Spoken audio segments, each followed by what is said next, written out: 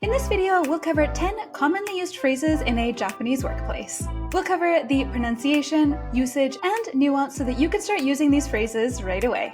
If you like to watch a variety of Japanese language shows, or if you want to work with Japanese people, these phrases will get you on the right track. Welcome back to another video. My name is Sachi and I am a Japanese language teacher and translator.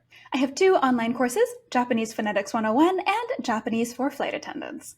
Check out the description below for free resources and more information if you're curious. 皆さんこんにちは。心コミュニケーションズのサチです。今回は仕事で使う日本語のフレーズを10選英語でご紹介します。Let's start off with a phrase you already know. おはようございます。おはようございます。You probably learned this as good morning. That's not necessarily wrong, but the key thing to remember about this phrase is that in a workplace situation, you can use it whether it's morning or not. The literal meaning of おはようございます is you're early or it's early.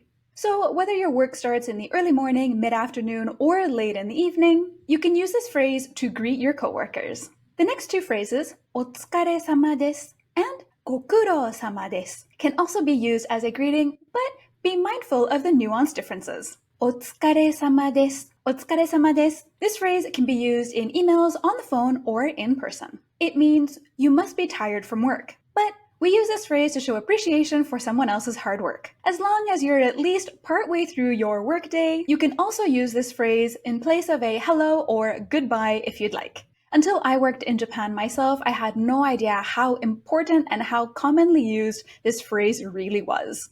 It's a great phrase to start or maintain positive relationships with your coworkers.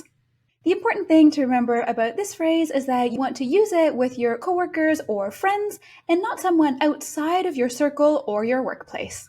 A similar phrase to お疲れ様です is ご苦労様です。ご苦労様です。We use both phrases to show appreciation for someone's work, although ご苦労様です literally means you're having a tough time. Unlike お疲れ様です、ご苦労様です is only used by a superior to their subordinate. So make sure you're using the correct one. Both お疲れ様です and ご苦労様です can be used in their non-past form like you see here, or their past tense forms, which are お疲れ様でした、お疲れ様でした and ご苦労様でした、ご苦労様でした。Another important phrase that we use to show appreciation to someone is お世話になっております。お世話になっております。This one we use to thank someone for cooperating, supporting, or helping us in a work-related capacity. It can be used in emails, on the phone, or in person. You can use it as part of an opening greeting in a conversation with someone you already know, like 鈴木さん、お世話になっております。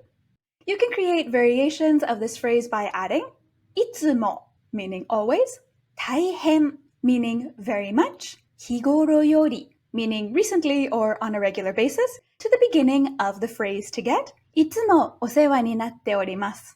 いつもお世話になっております。大変お世話になっております。大変お世話になっております。and 日頃よりお世話になっております。日頃よりお世話になっております。You can also add お世話になります。お世話になります if you are about to start working with someone and you'd like to thank them in advance.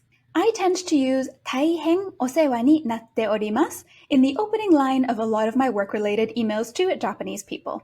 The next 2 are partial phrases that are sometimes interchangeable. To introduce yourself, we can say name と申しますと申します or name でございますでございます Although we only use と申します to say my name is, でございます is more versatile. We can use でございます to mean my name is, it is, they are, we are, a variety of sentences like that. So, for example, I could say 菊池と申します。日本語講師でございます to introduce myself, 菊池, and to say what I do for work, which in this case I said Japanese teacher. Both と申します and でございます can be used in emails, on the phone, or in person. If you want to say yes, got it, or I understand, in response to a request, you can say either 承知しました、承知しました or かしこまりました。かしこまりました。They're more or less interchangeable, so I recommend that you consider using both, but there is a nuanced difference between the two. If your priority is on formality and showing respect, use かしこまりました. If your priority is to express that you understand the content of what the other person is saying, especially if it's a request, use 承知しました。承知しました.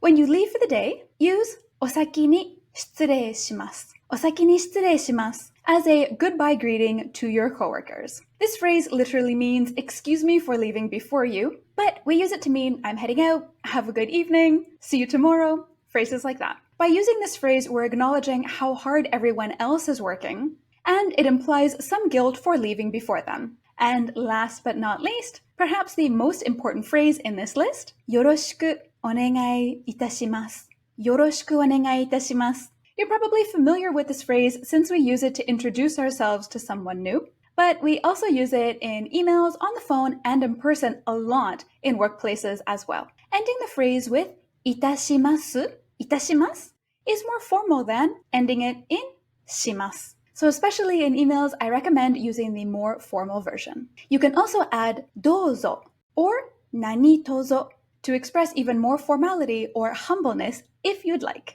In my case, I tend to use よろしくお願いいたします with clients I already know, but I add 何卒 to get 何卒よろしくお願いいたします when communicating with people who are doing a work-related favor for me or who I don't know. Now that we've learned these 10 common phrases used in the workplace, when you come across them in manga, anime, movies, or in real life, you'll be able to understand and use them yourself. As a quick review, here are those phrases. おはようございます。おはようございます。お疲れ様です。お疲れ様です。ご苦労様です。ご苦労様です。お世話になっております。お世話になっております。と申します。